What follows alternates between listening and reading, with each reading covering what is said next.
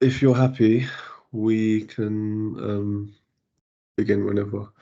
Okay. Um, I want to just quickly say thank you for doing this. Thank you for agreeing to do this. In the last few days of Ramadan, I think it'll be very valuable for all of us. And just in terms of everyone who's on this call, structurally, how this is going to work is Yasmin's going to present, and the presentation will be yeah, however long it lasts, and then at the end we will open up the room for everyone to ask questions to either Yasmin or me, because we both will have different perspectives on things based on our experiences.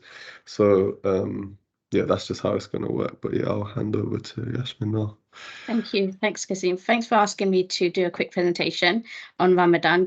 Just a quick introduction to myself. I'm Yasmin. I'm the chair and founder of Muslim Sports Association, and I've just recently been appointed trustee at London Sport. So we just thought it was a good opportunity just to reflect on Ramadan and what that means and what Ramadan means to us, and see if we can help you in any way and what questions you might have in terms of Ramadan and sports and if it has any effect at all. So Ramadan is the ninth month within the Islamic calendar, and the Islamic calendar follows the lunar month. So every year Ramadan changes.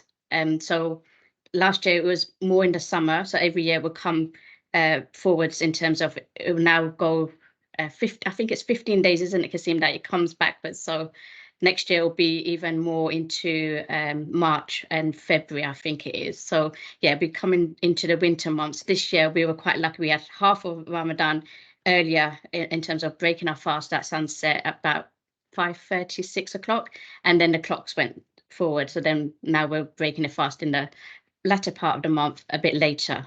And for many Muslims, it's a sacred time of significance, and for Muslims all over the world. So we're fast at the very exactly the same time. And it's a time of reflection and spiritual growth of the hearts and minds of Muslims, where we devote our time to Allah, that's our God. During this time, Muslims will reflect, devote more time to prayers, and refrain from food and drink from sunrise to sunset. So we're not allowed food, we're not allowed water, nothing to drink at all. We have to refrain from all of that during that time. And we submit to the obedience and submission of Allah's commands. We very much believe that Ramadan was the time where the Quran was revealed to our Prophet, Muhammad sallallahu alaihi wasallam, and that's why it's so important to us this month of Ramadan.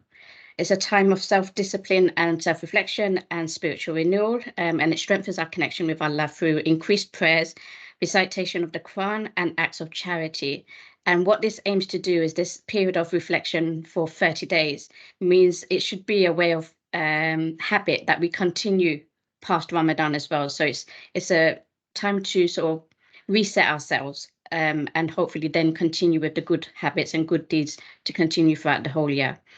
It's also a time to foster empathy, compassion, and generosity towards those less fortunate. So we think about those who maybe can't fast because they don't have enough food, or those less fortunate than us. So we would give a lot to charities. So I think Ramadan is when Muslims give the most to charity. I think it's in its millions, and we provide a lot, not just to overseas charities, but the UK charities as well.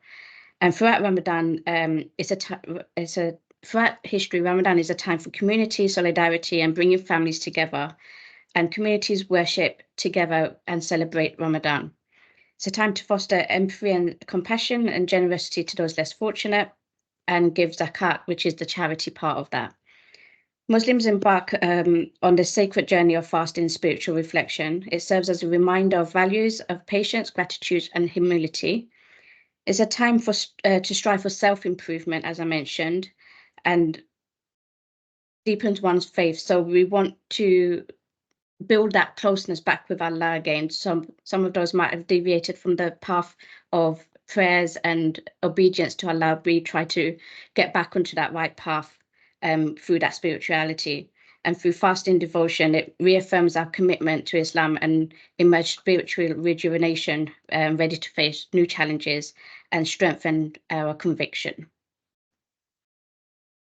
So are there any gender differences? All men and women are required to fast after puberty, and there aren't that many differences unless you're elderly or because you can't fast because of illnesses. But for women, there are some exceptions. You can't fast when you're on your period, and if you're pregnant and you're unable to fast, then you shouldn't fast. And if you're breastfeeding, you don't need to fast either. But however, you do need to make those fasts up. So there is an obligation that if you miss any fasts, you do have to make it up at a time that's more convenient to you. So even though there are those exemptions, you are required to make those fasts up later on.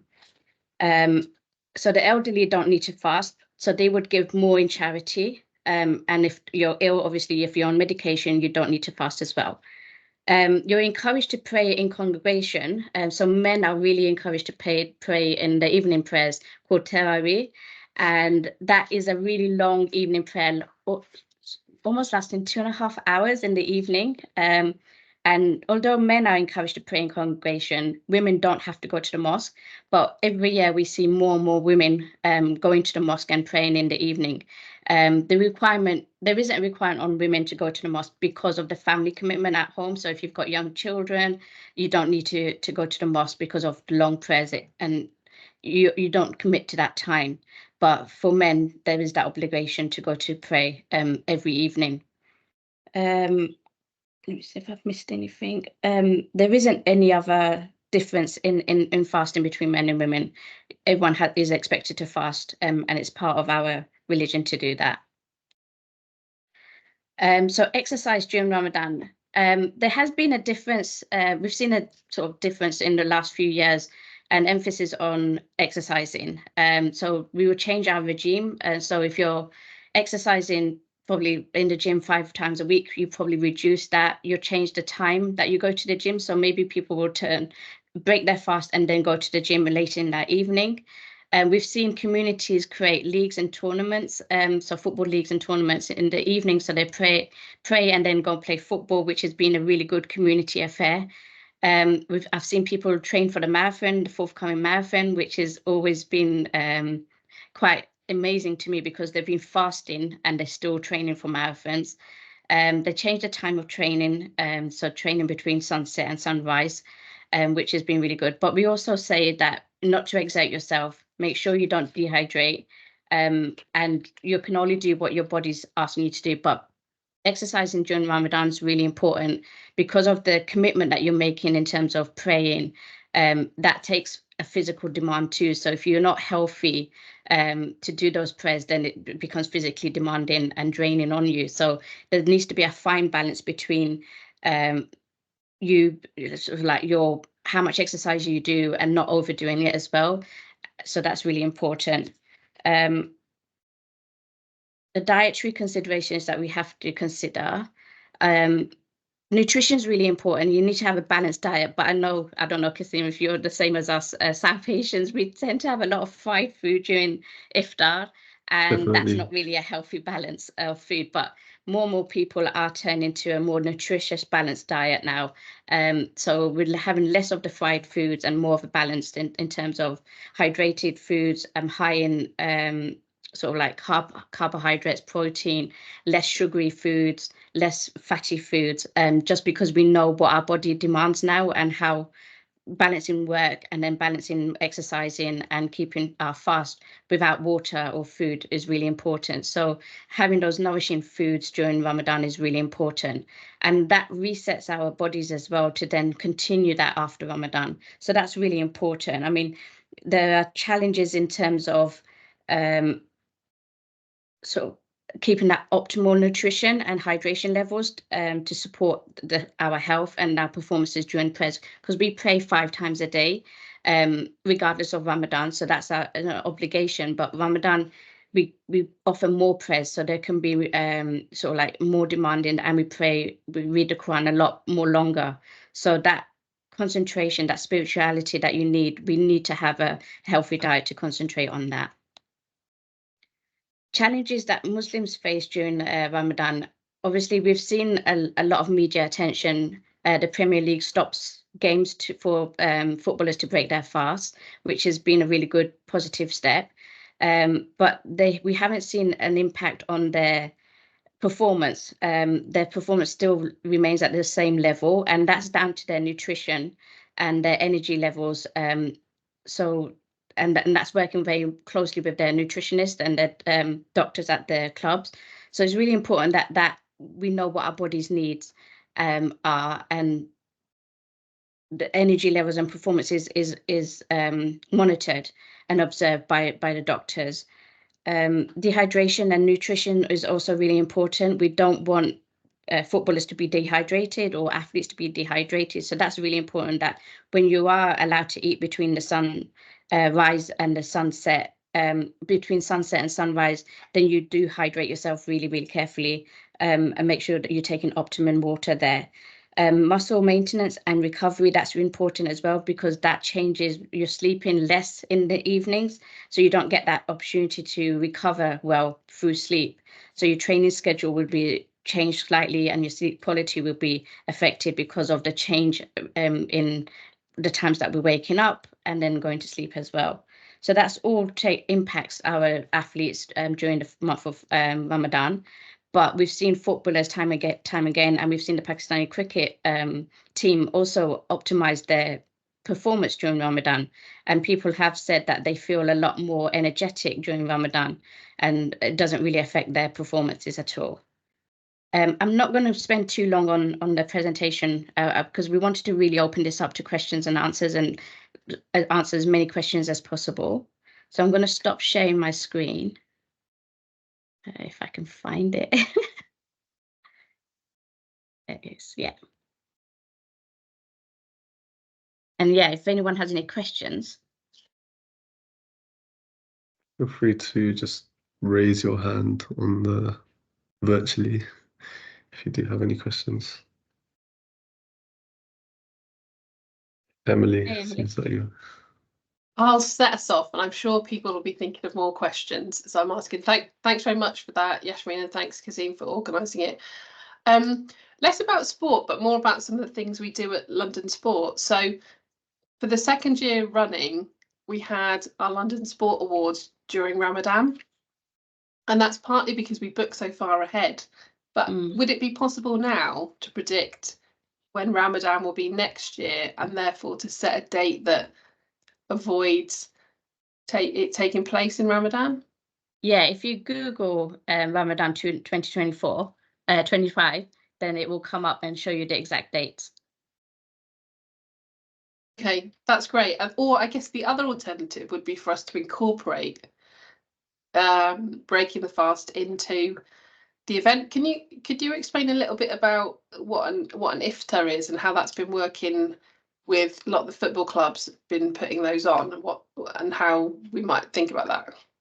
Yeah, so iftar is at the time of breaking our fast. So when we've been fasting from sunset to sunrise, iftar is when we have that big banquet of food that our moms and everyone has been preparing. So yeah, that will be, we open our fast with a date and water. We then offer our prayers and then come back and have our food as normal. And that's just it's not your everyday food. We do go out a little bit and on lavish foods, and that's why I'm saying that we need to be a bit more mindful about the nutrition that we're putting into our bodies. And the younger generation are being a bit more mindful about what kind of foods to have, but the older generation still love their fried foods and their extravagant foods.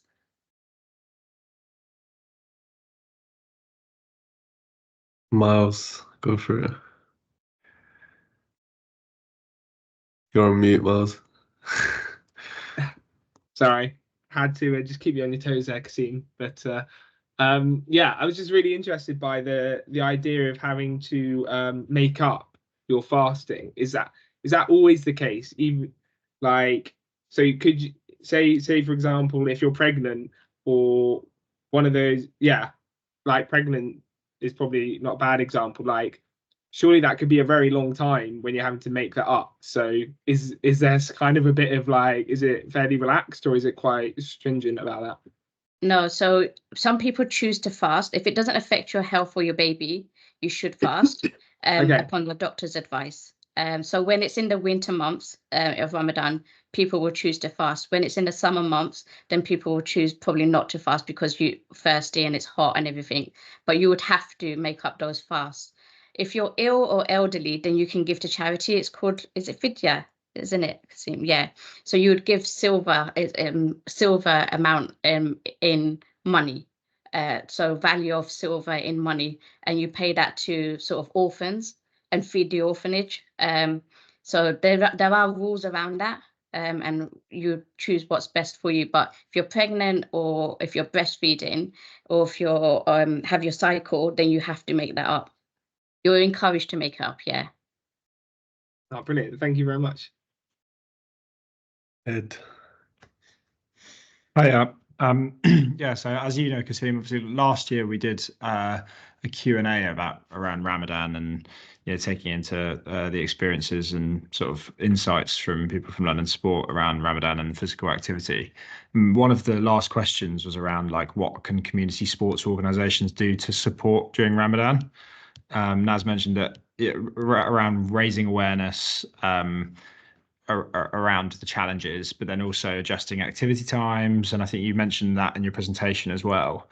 And I wondered, are you seeing that happening more, or is there still like a way to go in terms of overcoming those types of barriers, or is it also just community sport organizations in large areas with like a Muslim population, or maybe more encouragement for Muslim participants, or is it across the board? Are you seeing it across the board?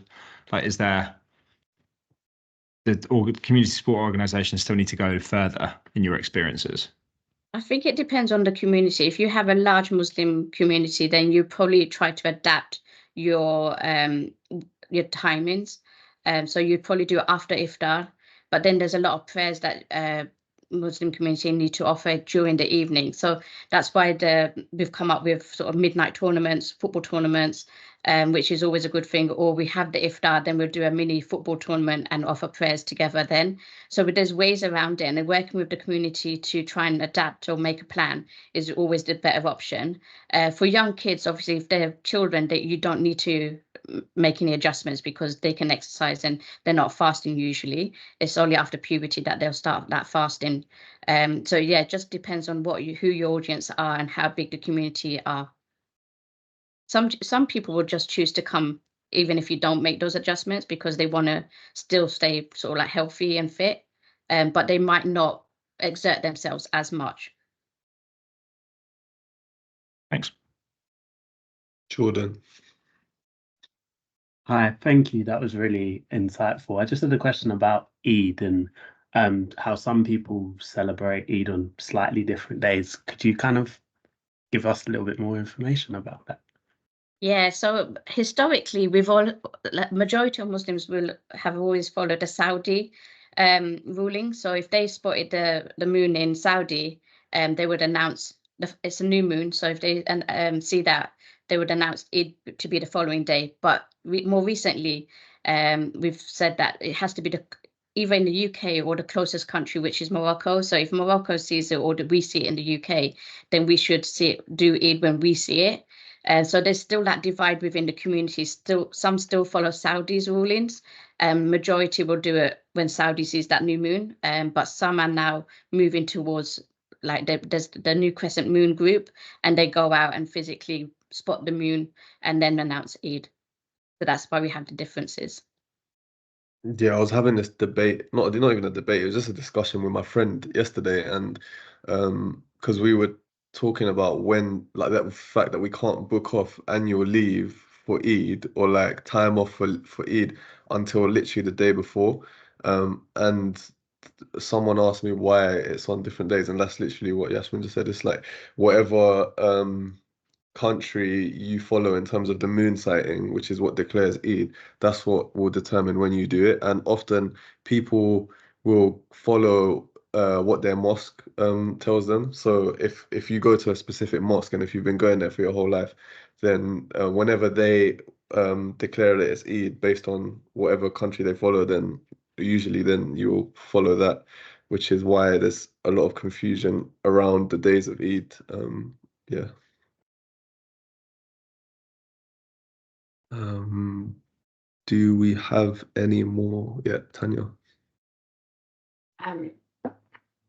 Thank you, Yashmin, for that.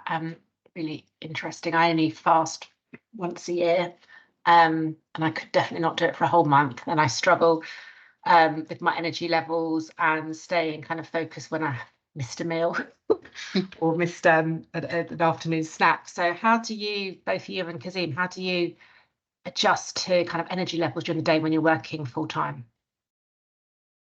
For me, I don't know what it is. If I try to fast outside of Ramadan, I find it really difficult. So like, you know, we have the fast diet. So I've tried to do that, and that's really challenging. Even just going a few hours without any snacks or foods, I find it really challenging. But during month of Ramadan, there's a different type of blessing, I think. And we make this intention that we want to fast for the sake of Allah. And I think that's what strengthens us and guides us through. So this year, I haven't felt hungry at all, or not even thirsty. Even in summer months, when we thought, oh, it's going to be really difficult, long hours, it's been really hot. Even that time, a lot of people didn't find it challenging. And our focus has always been on our religion and strengthening that relationship with Allah. So that's what gets us through. But fasting outside of Ramadan, when we try to make up the fast, we've always found those a little bit more challenging. And I don't know what the explanation is for that. I don't know, because yours might be slightly different. I personally find I'm the same in terms of I find it a lot easier during Ramadan because when you've got people, it's more of a mental thing rather than a physical thing. If you tell yourself you have to do something, then you don't really think about the downsides of being hungry and stuff like that. The only time where I really, really feel it is when like I'll do cardio or I'll play football. Then after that or during that, you really need water, which is the really like the most challenging part of it that I find. But in terms of food, our bodies can last without food for like a few days, so or like more than that, anyways. And I think water's the hardest part, but like Yasmin said, it's kind of like mind over matter. Like you can't if you tell yourself that you're gonna do it, you do it. But people in the FMC team will probably vouch for this. The fact that in the first week of Ramadan this year, I was struggling a bit when I was in the office, but your body kind of gets used to it. I don't know if Yashmin, you're the same, but in the first week of Ramadan, I struggle a bit more than I do in the following weeks because then I'll get used to it and then my body's kind of used to not eating. And even like the small like tea, coffee breaks, those keep you going throughout the day. And to not have those is kind of hard, but yeah. I think it's the sleep deprivation for me, because for women, you get used to the fasting, and then you start your cycle, and then you're allowed to eat again, and you go back to normal. You don't have to fast. You can drink and eat as you want, and then you have to go back into that mental mindset again that you're fasting. So we have that break, whereas men have that 30 days of solid fasting. So that for them it's quite a little bit different. For us, it's like we've fasted maybe a week or 2 weeks, and then we have to stop again. So there's a slight difference, but it was good to see on so many stories that non-Muslims have also taken up the challenge to fast. So some have fasted for a day, some have fasted for a week, and they've explained what they've gone through, what the challenges they faced, what they felt mentally, and how challenging they felt it physically. So that's been really good to hear as well, and see them go through that process. And fasting, I think they've scientifically proven that it resets your body cells as well. So not having that your food for a number of hours resets the cells in your body and starts to renew itself. So that's also why fasting is beneficial. Thank you. Jolien is next. Hi.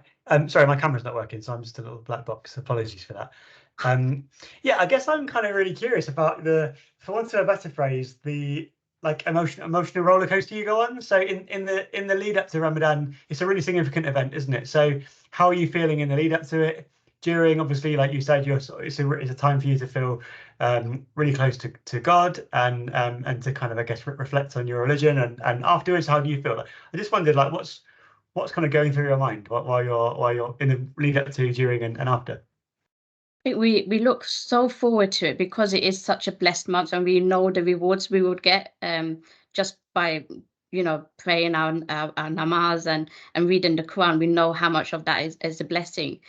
So we really look forward to it, but also the community element of it, the community and family get-togethers is so important to reconnect again. And when we were younger, that was so important for us. And as we grow older, we're just too busy for everyone. But Ramadan allows us that reconnection with family again and friends and the community. So we'll go to community iftars, we'll have family over, we give food to our neighbors. So it's really nice. And then when it leaves, we're all a bit sad because that blessed month is finished so quickly. So this Ramadan has gone so fast. And I don't know if it's because I'm older or because it literally has gone really fast, because like it felt like yesterday was day 1 and now we're already on day 29. So there's that sense that we don't want it to leave because we understand the value of it.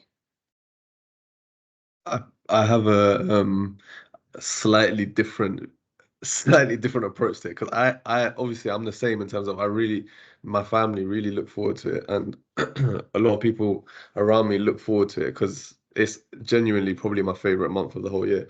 But in the build up to it, I'm not gonna lie, there's a part of me that slightly dreads it, because obviously, number one, I love food so much, right? And number two, I know that it's gonna upset my gym routine and like my exercise routine, which is such a massive part of my life. Like I know I'm gonna be getting less protein, so my muscle growth isn't gonna be the same as it was outside of Ramadan. I know I'm gonna have to probably play football less, like all these little things that around Ramadan that you have to change in your life.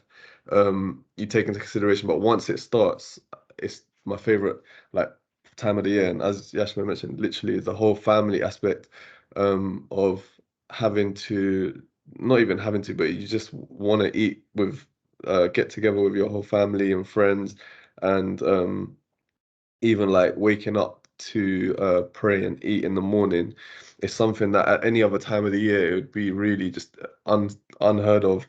But you wake up at like sunrise, just before sunrise, and you eat, and it's like dark outside, and you're eating with your family, and everyone's half asleep, and everyone wants to go back to sleep. It's just nice. Like the whole part of it is that it's different, and there's always one that doesn't want to come down to eat, and you have to force them out of bed. Force them out of bed, and they're like straggling down. It's like, you've got 2 minutes, you've got to eat, you've got to eat. Yeah. So there's always that one person, and there's always obviously the mum comes down 2 hours before and prepares a big feast as well.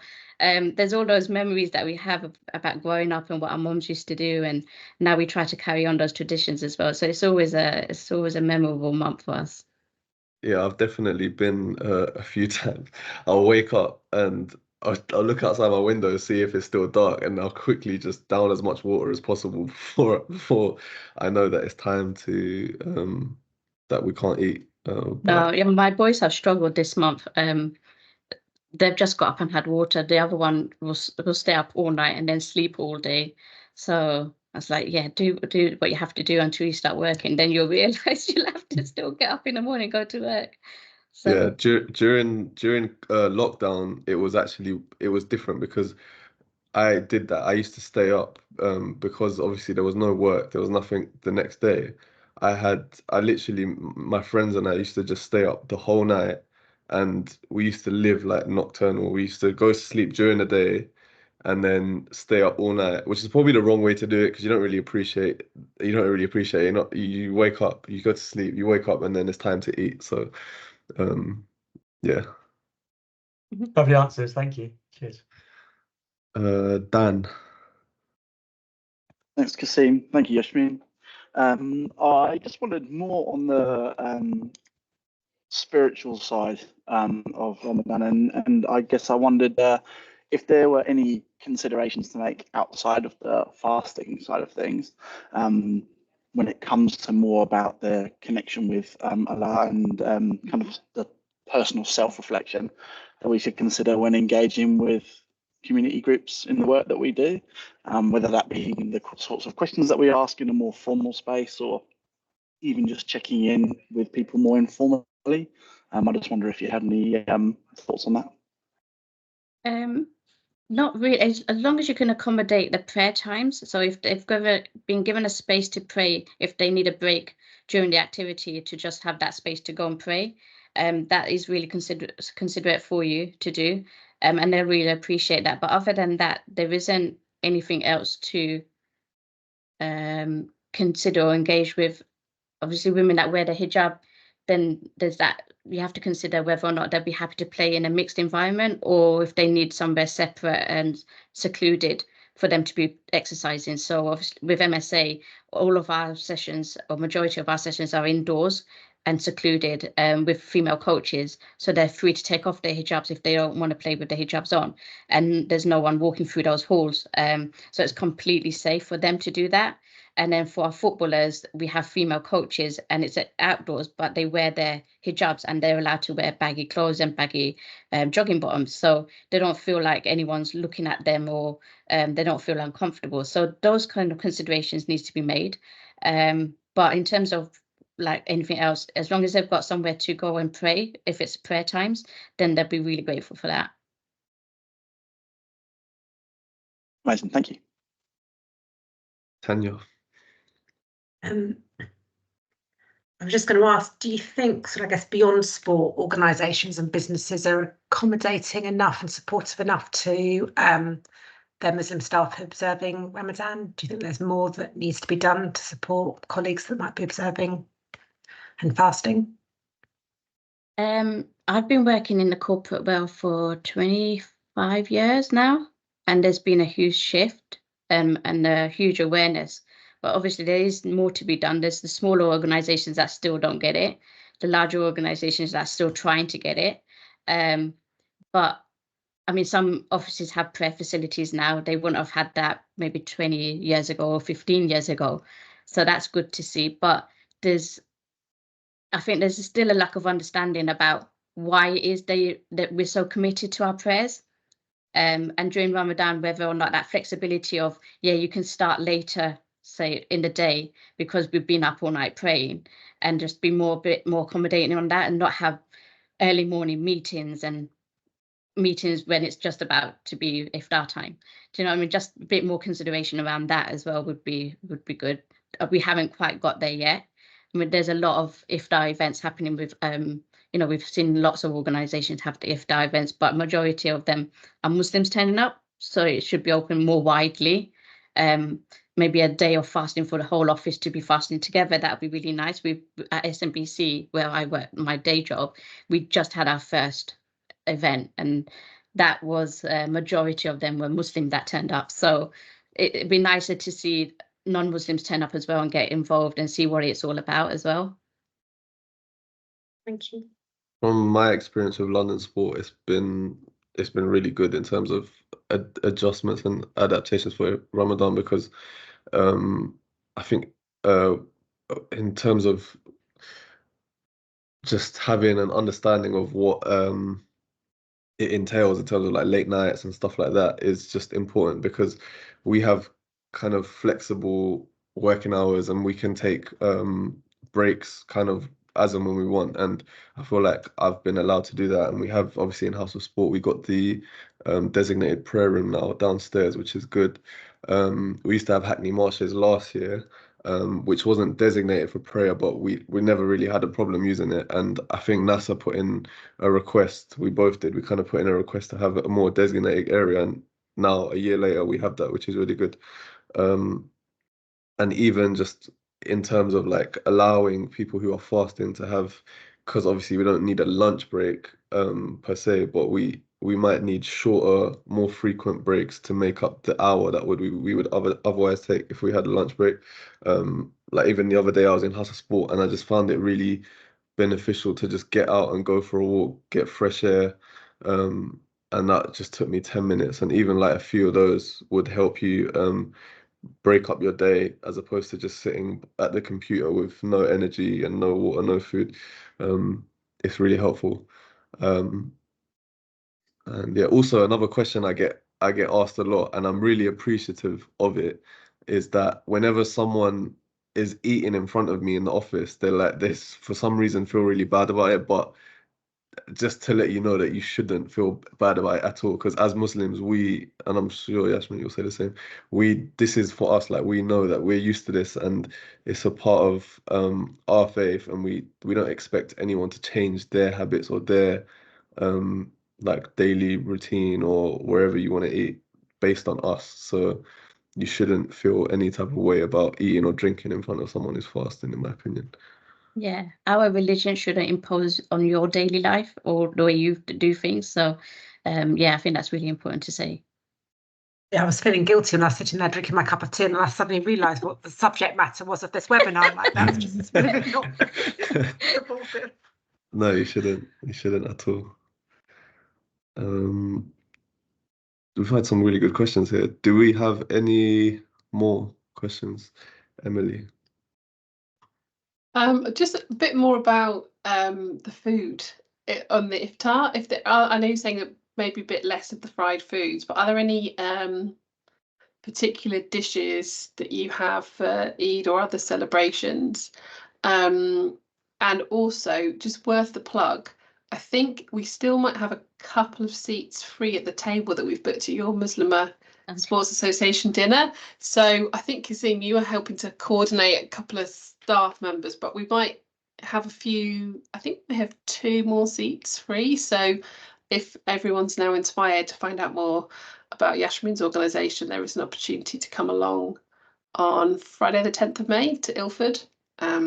So yeah, but I just wondered if there was anything, because Kazim, you came and explained a bit about the dates and why you have dates to break your fast, but I just didn't know if there was anything else particular that you might have. I think each culture and each community has something different that's traditional for their community. So I'm from a Bengali background, so we have something called khichdi and chana, which is chickpeas. So this is khichdi is a watered down rice and lentils dish, and that would be our go-to dishes. And then we'll have sort of like your fried foods around that. And on Eid day is given that you'll have biryani, and sort of like lots of meats, so like chops and kebabs and roast chickens and things like that. So yeah, we do go all out on Eid day and make so much food, and then you're going to everybody's houses and they've got the same food, so you're eating duplicates amount of the same food. But those are our traditional foods. I don't know, Kasim, if you've got something different. Yeah, I mean, as you said, it literally depends on the culture that you're from and like country often. I'm Pakistani and we have similar food to you, Yasmin, like biryani, we have like curry and whatnot, but sometimes it's like you don't even fancy that all the time. Like I don't know about your house, Yasmin, but in my house, my mum is so accommodating. Like literally every day she puts us first, as in her kids, and whatever she wants second. Like whatever we want, she'll go all out to make it. If we fancy like pasta for some reason, then she'll make that or whatever it may be. But weirdly, like I spend half my day looking at like food videos. I don't know if like I know Tross knows that I do this, and probably some other people in the office, Ed as well. But they know that I look at food videos really strangely. I don't know why it kind of makes me more look forward to like iftar more, and I get inspiration for what I want to eat, and I'll tell my mum like, okay, this is what I want today, based on maybe a video that I've seen or like a recipe that I've seen. It's kind of weird, but Sounds like you've got a personal chef in your house. That's pretty good. But No, I I think think my mum used to be the same. Unfortunately, she's not here anymore. But yeah, my mum was a really good chef, and she would make us whatever we wanted. So we'd put in, and even her grandkids would put in orders beforehand. But because my younger son's at uni and he's living in Hawes, so I've not had his requests. And the old one's not fussed at all. It's like whatever you want, whatever you're making, I'll have it. So it's been really good. So the first sort of few couple of weeks will be like, yeah, make up really nice food. And the last few weeks it'd be like, yeah, just go and get some chicken and chips or something. I can't be bothered to cook today. yeah, my mum's So- on that stage now. We're getting takeaway tonight, so I think she's already sick of it. Like, Yeah, so because when we're not fasting, then obviously we make everyday food. But when we're fasting, we feel like we have to make something special, and it's a Yeah. lot of hours in the Yeah. kitchen. that's the thing. In my opinion, food just tastes better during Ramadan. Like you literally appreciate it. As soon as you take your first bite, you're like, this is amazing. Whereas if like outside of Ramadan, I kind of just eat just to get my macros, whatever protein I need, what like in terms of yeah, and you don't have to have as nice of food. But I don't know, for these 30 days, you kind of just want everything to be like whatever you're craving or nice food. Sometimes you eat with your eyes and you want all these foods, but as soon as you have water and dates, your stomach is full. Yeah. So yeah, and it does give you reflection about how people across the world that don't have food, they're still fasting, but they don't have enough food to even start their fast, never mind break their fast. Yeah. And just one more thing to mention for me personally, I don't, in terms of people who go to the gym, a lot of my friends who want to exercise during Ramadan, they'll eat for iftar, break their fast, and then they'll wait like an hour or two and then go to the gym after. Whereas I'm the opposite. So what I've been doing is going to the gym an hour before so that as soon as I get home, I can eat and drink. So it's just a matter of preference. Some people don't have the energy to work out when they haven't got anything in their system. Whereas me, once I've ate, I'm too tired to even want to go to the gym. So yeah. And some will do it after the nighttime prayers. So those Yeah. gyms that are open 24/7, they'll go and use those gyms after the nighttime prayers, go and do their exercise and then come back, have their meal and then go to sleep. Yeah. Do we have any? We've got about 10 minutes left of the designated time, or we don't have to use it. Do we have any last final questions? I think there's one in the chat, is there?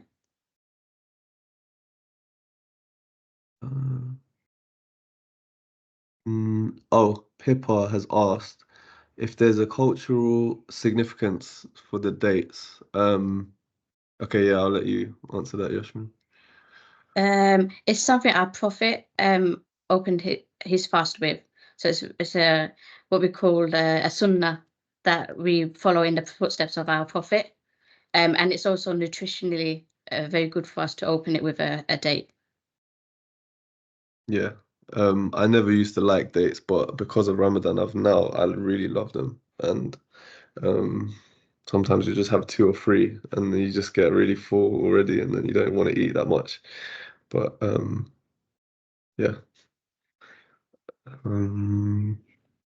Any final questions? It doesn't seem like it. So thank you for all your questions and thank you, Yashmin, so much for that presentation. I hope you all found it insightful and useful. And as Emily mentioned, we have a dinner coming up. Yashmin, I don't know if you want to just give a bit of a yeah, it's our 10-year anniversary celebration dinner. So yeah, we're just having a bit of a celebration about all of our achievements and reflection about the journey we've been on. And so we're trying to invite everybody to come and celebrate with us who have supported us. London Sport, we actually won our first award, the Workforce Award at the London Sports Awards back in 2017. And we've not looked back. It's taken us on a real high journey. And through the sports industry being recognised because of that award. So we owe a lot to London Sport and everyone there. So it'd be nice to see many of you there as possible. We've also just dropped a podcast today. So if anyone's interested, I've put it on my LinkedIn. It talks about Ramadan as well and the foods that we have traditionally as well. Amazing. Yeah, so if anyone has any follow-up questions on Ramadan or the dinner or questions for Yashmin, just feel free to drop her or me an email. And yeah, I think we will leave it there. Also, this has been recorded, so if you're happy with it, Yashmin, then we can publish this on our YouTube channel. And we can either make it a private link or a public link, but I'll discuss with my team about that after this, and then we'll let you know before anything goes out. But yeah, once again, thank you so much for joining us. No worries. Thank you for inviting me. And yeah, thank you everyone Great, for thank you so joining. much. That's brilliant. Thank you. Thanks, guys. Thank you. Bye. Thank you.